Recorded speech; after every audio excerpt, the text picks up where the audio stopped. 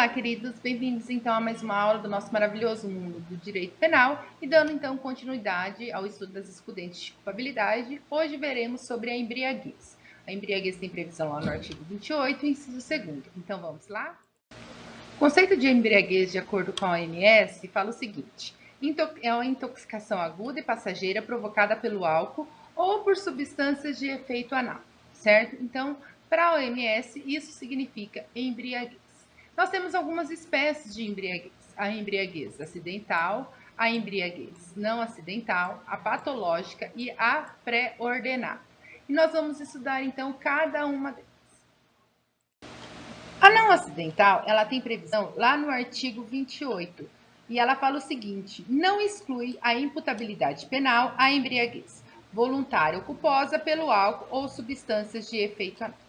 Primeiro, o artigo divide em dois tipos: a voluntária e a culposa. O que é a voluntária? A voluntária é quando a gente quer se embriagar, mas ele não quer cometer crime, certo? Por quê? Porque quando a gente for estudar pré-ordenada, é aí que entra que ele se embriaga para cometer o crime. Aqui não. Aqui, a embriaguez voluntária, né, não acidental voluntária, o agente ele quer se embriagar, mas não para cometer crime. É o seu coleguinha lá, o seu amigo, que adora beber uma, certo? E adora ficar travado, mas não é para cometer crime, certo? E a culposa? A culposa, quando a gente age com imprudência e acaba ficando bêbado. É também o seu coleguinha que fala assim: eu posso beber uma grade de cerveja que eu não vou ficar bêbado. Na realidade, ele bebe uma latinha e já fica ruim, certo? Então, essa é a culposa. Então, ele é imprudente porque ele acha que ele consegue beber muito, quando na realidade ele não aguenta nem uma latinha. Já a acidental, ela tem previsão lá no parágrafo 1º. E olha o que ela fala: é isento de pena o agente que, por embriaguez completa, proveniente de caso fortuito ou força maior. Dane, o que é esses nomes? Já nós vamos entender. Era, ao tempo da ação ou omissão, inteiramente incapaz de entender o caráter ilícito do fato ou de determinar-se de acordo com esse entendimento. Primeira coisa que eu quero que vocês percebam: para que haja, certo? Para que exclua a culpabilidade, eu vou usar aqui também o critério biopsicológico. Por quê? Porque não basta o agente estar embriagado, proveniente de caso fortuito ou força maior. Ele tem que estar, ao tempo da ação ou omissão, inteiramente incapaz de entender o caráter ilícito. Então, perceba que nós voltamos lá naquele critério biopsicológico, certo? E aqui, outra coisa, ele tem que estar inteiramente incapaz de entender. Ou seja, o que acontece? O agente, ele precisa o quê? Ele não pode estar entendendo aquilo que ele está fazendo, tá? Por quê? Porque eu tenho o parágrafo 2º que vai falar diferente, certo? Então, vamos lá. Primeiro, vamos definir o que seria, então, o caso fortuito, certo? Caso fortuito é um evento que não pode ser previsto e nem ser evitado. Dani, como assim? Pensa na seguinte situação: o agente ingere grande quantidade de medicamento e juntos levam o agente a um estado de embriaguez, certo? Então, vamos dizer que ele ingere dois medicamentos e que junto esses medicamentos vão ocasionar ao agente um estado de embriaguez. E aí, ele sabia disso? Não, ele não sabia. Então, é um evento que não pode ser previsto e nem pode ser evitado. Por quê? Porque ele não tinha como saber que a junção daqueles dois medicamentos ia deixar ele embriagado, certo? E o outro, a força maior. O que seria uma força maior? São os fatos humanos ou naturais que podem ser até previstos, mas não impedidos. Como assim, Dani? Pensa na seguinte situação: sabe o trote acadêmico? Quando um agente pega e obriga o outro a ingerir bebida, mesmo ele não querendo?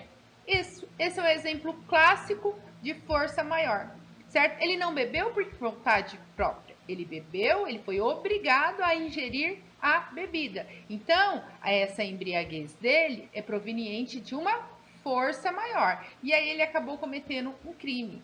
Então, nota-se que ele está diante de uma, aqui na acidental, exclui então a culpabilidade, porque ele fala o quê? É isento de pena. Então, significa que quando é acidental, exclui, então, a culpabilidade do agente. Já a acidental, ela tem previsão lá no parágrafo 1º. E olha o que ela fala.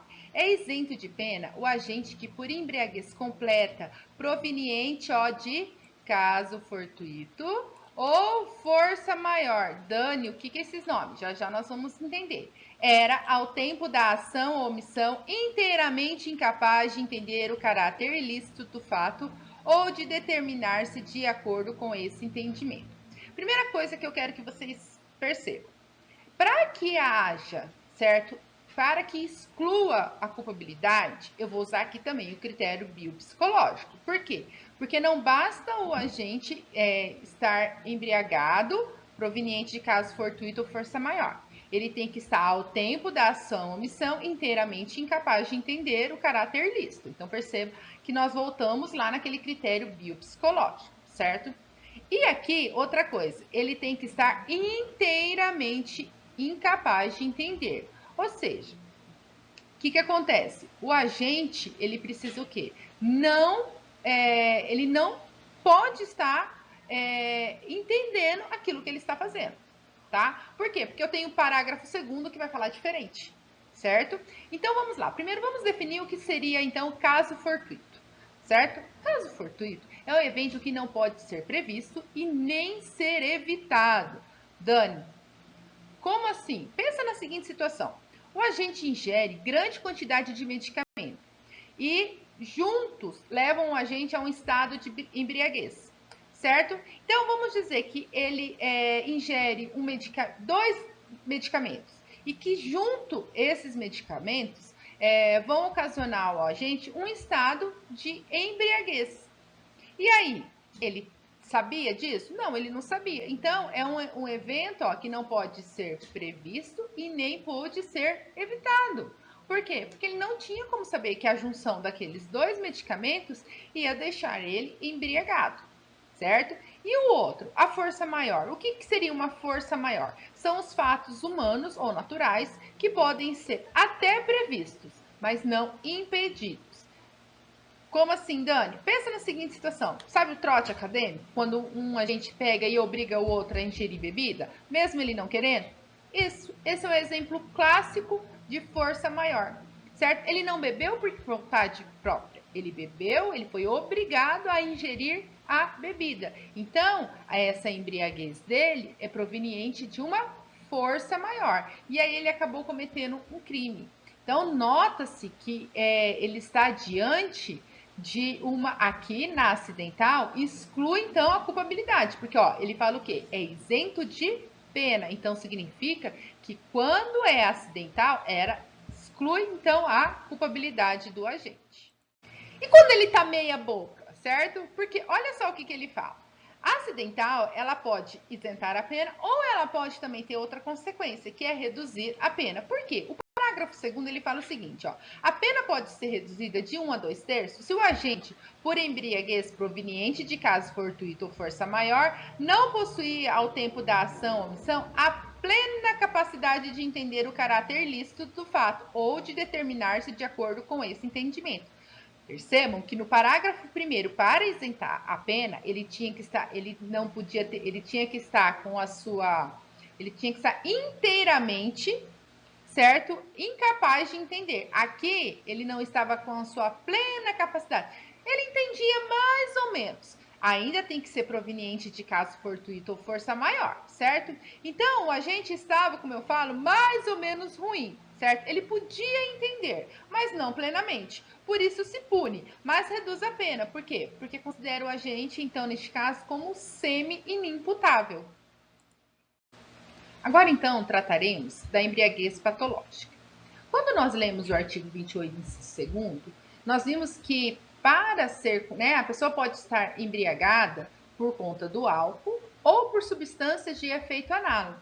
A patológica, ela decorre de um vício, certo? E se a gente olhar, a gente percebe que o artigo 28 não tratou da embriaguez patológica, ela tratou da embriaguez não acidental, falando que não exclui a culpabilidade, certo? E tratou da acidental nos parágrafos 1º e 2º, que Se for inteiramente, se a pessoa estiver inteiramente sem a sua capacidade, então ela é o quê? Então isenta a pena, exclui a culpabilidade, e se for parcialmente, reduz, ele será considerado semi-inimputável, certo? Só que daí eu preciso analisar duas situações. Por quê?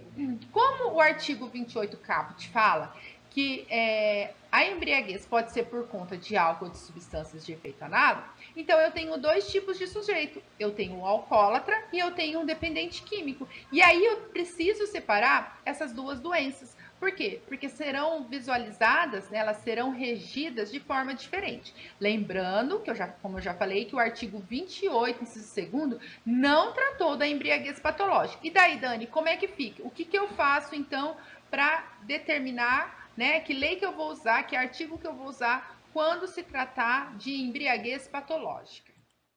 Então vamos estudar a primeira espécie, né, da embriaguez patológica, que é aquela que advém pelo alcoolismo.